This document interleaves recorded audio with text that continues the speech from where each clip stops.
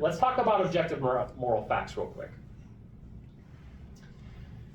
So, a human data set filled with objective moral facts. It's an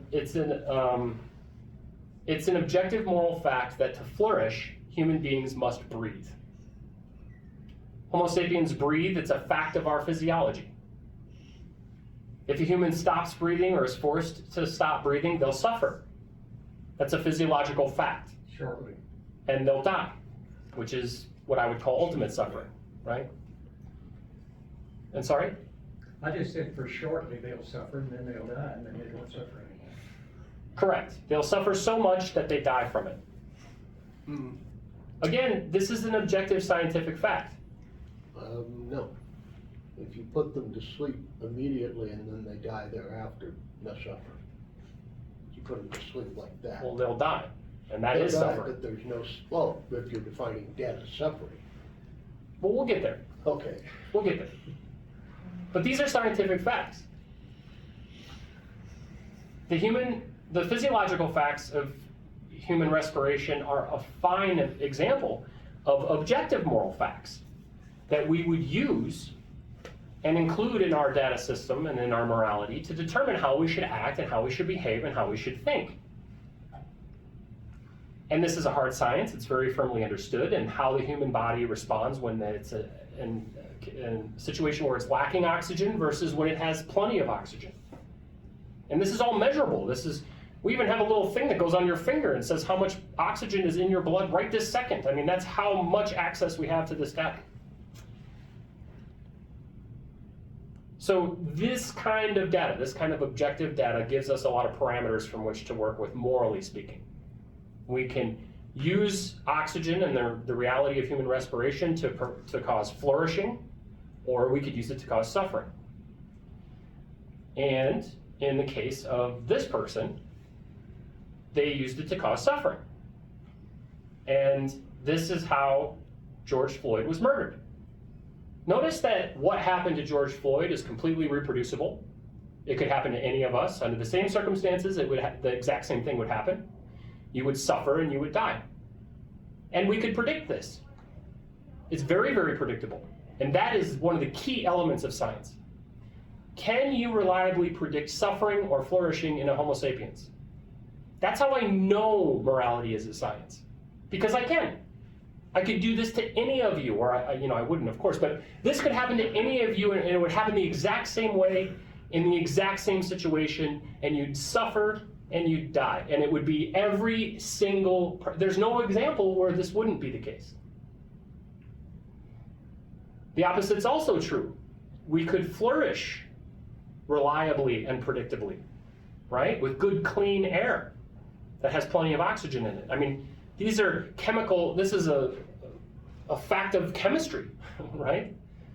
There's a chemistry involved in our atmosphere that provides flourishing for humanity. And we can adjust that chemistry, and we are, for the worse, as it turns out. So,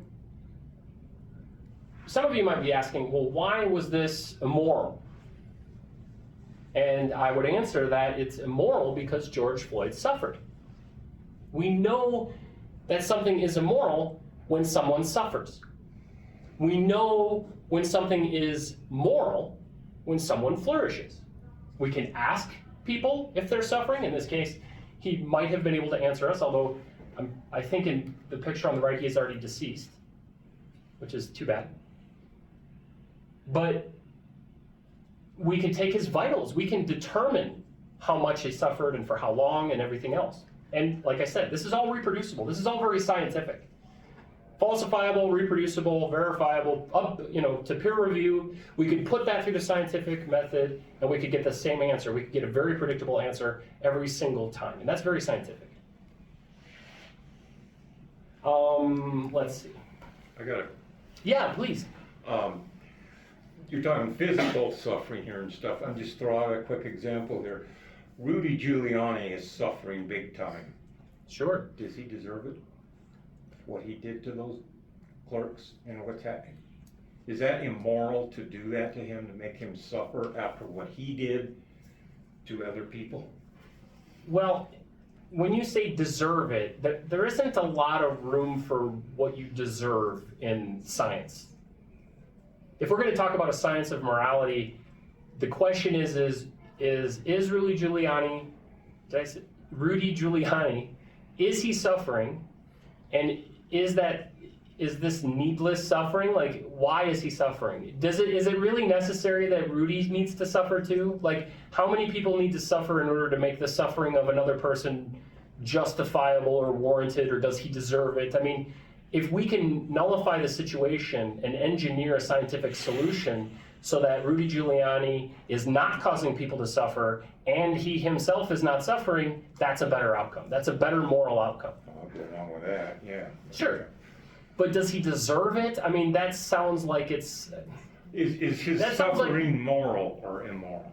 Well, if it's suffering, so it's immoral. Okay. That's what I would say. I mean, if you cause suffering, if a system or an institution that we have causes suffering, it's an immoral institution. It's an immoral action or immoral thought or belief, especially when we have a way, science, to engineer a system that doesn't generate suffering, even as a response to suffering. Like, you know, Giuliani, I don't know exactly what you're referring to, but Giuliani caused suffering and he's being punished, right? Yes, he's losing everything he owns. Okay, yeah, okay. It's mental suffering. I'm It's getting not more physical. familiar with what you're saying. Yeah, I don't care that much about Giuliani, but I understand what you're saying. And what I mean is I don't like follow the news to find out what's happened to him today. But no, if there's a way to resolve the issue and eliminate suffering, the only way to find out how to do that is through science.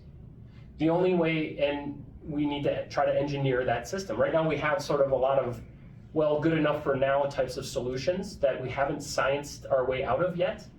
And people want to, you know, well, but that guy's a murderer, he should be in jail, and I don't care if he suffers and stuff like that. And that's okay to say that if that's what you want to say, but it's probably better if we engineer a way where that person doesn't suffer.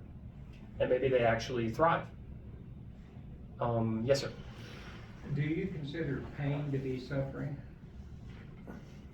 That would be, yeah, that's generally yes. I mean, the physiological facts of pain are that it causes suffering, but it here's also- where we would want subjective data as well. Well, To back that I up. would argue that biologically, pain is a very important positive, not a negative.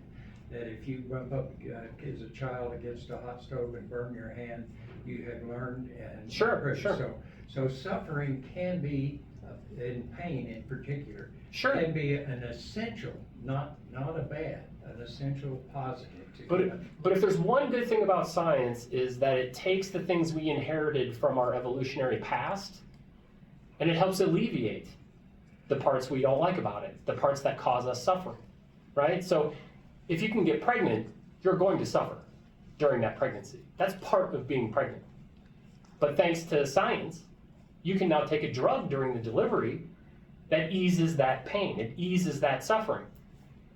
If the goal is to ease the pain and suffering, which I think it should be, generally speaking, and this is a little bit more general, like if you were to ask somebody, do you want this pain, and they said yes, now you've got a subjective data point that allows for that pain.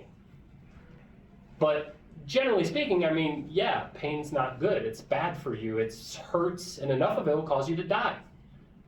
And yes, it does have an evolutionary past, but recognize that if you say because it's what evolved into us, it's how we evolved that makes it good, you run the risk of the naturalistic fallacy, but I mean, I'm not convinced that the naturalistic fallacy is really that big of a deal. It kind of runs in one direction and not the other. But anyway, we don't have any choice in whether or not we feel pain. We feel pain. What we do have a choice in is whether we want to continue to feel pain, right? Sometimes. And the science of the matter is how do we engineer systems where we can minimize pain for those that want it, is what I would say. Does that answer your question? I take your point, but... Yeah, I disagree, but I understand. Yeah, okay. Well, you certainly wouldn't prescribe pain for people that don't want it, just because I think this it is is good for you whether prescribed. you want it or not.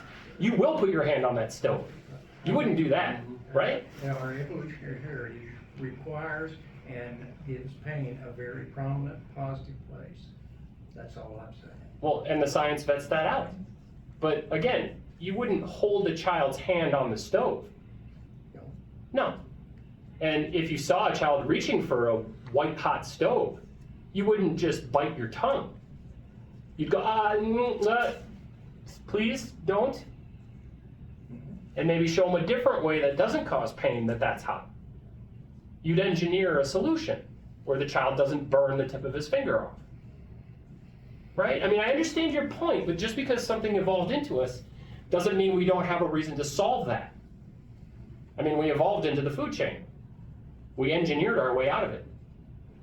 That was a good thing. I like going to the supermarket. I don't like being chased by lions on my way there either. And I don't want to have to chase down a baby something so that I can eat this morning. You get my point. I get your point too. I take your point. That a lot of the science is going to be, I mean, we're going to have to look at it long and hard and really do a lot of this work. There's a lot of work ahead of us.